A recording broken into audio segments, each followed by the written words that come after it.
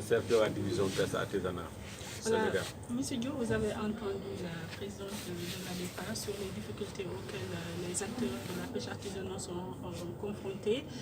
Qu'est-ce que la direction apporte comme solution? Oui, je dirais qu'est-ce que le ministère ou bien qu'est-ce que l'État apporte comme solution. C'est vrai qu'il y a beaucoup de difficultés, mais aujourd'hui, il y a beaucoup de choses qui ont été entreprises par le ministère et par l'État du Sénégal, à commencer par les acteurs. Vous avez le programme subvention des moteurs, c'était pour renouveler les moteurs des acteurs et pour leur permettre d'être plus en sécurité, parce que les années passées, on s'est rendu compte qu'il y avait beaucoup de pannes de moteurs, beaucoup de pêcheurs qui ont été disparus, qui sont du fait qu'ils sont en panne, ils ont resté en mer, personne ne les a secourus.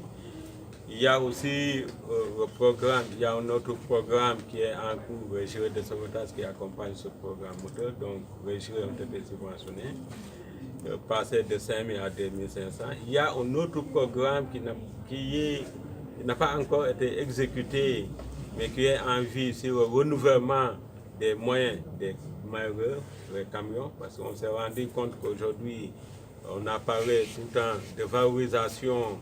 Il y a beaucoup d'espèces, beaucoup de poissons qu'on perd entre le débarquement et la commercialisation. Il faut aujourd'hui renforcer les capacités des marins pour que ces produits puissent être servis et puissent parvenir aux populations les plus démunies ou bien aux populations qui sont à l'intérieur. Il y a d'autres programmes aussi. Aujourd'hui, il y a la construction des quais de pêche. Tout récemment, il y a un PDA, un point de débarquement aménagé, qui est une génération de quais de pêche plus moderne. Et hier, on était déjà en Mbour. Il y a 2 projets de construction de quais de pêche au niveau de Mbour et Joa. Et ça, c'est pour accompagner toutes les initiatives sur la gestion des ressources. En plus de ça, il y a l'aménagement aussi de sites de transformation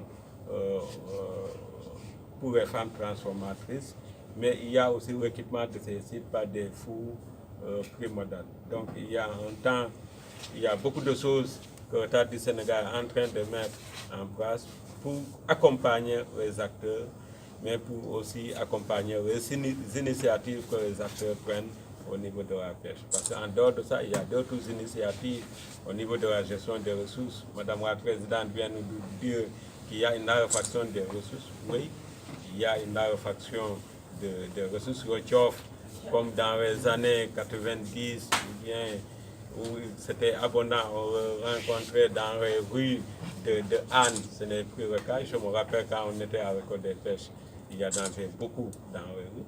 Aujourd'hui, il y a des initiatives, il y a des zones de pêche protégées, il y a l'immersion de récifs artificiels, il y a le repos biologique. Et ça, c'est grâce à la formation des acteurs, c'est grâce au renforcement de capacités, c'est grâce à l'action de RADEPA et d'autres partenaires qui ont fait que les pêcheurs, les acteurs sont devenus de plus en plus conscients. Les pêcheurs maintenant, avant, pour voir des pêcheurs qui prennent des initiatives, qui font jusqu'à proposer des textes, c'était difficile, mais aujourd'hui, on voit qu'ils sont devenus de plus en plus responsables. Ils prennent des initiatives de repos biologique, ils prennent des initiatives pour l'immersion de récifs, mais ils prennent aussi des initiatives pour dire à l'État que telle mesure, on pense que pour bien gérer, il faut aller dans un sens ou bien dans un autre.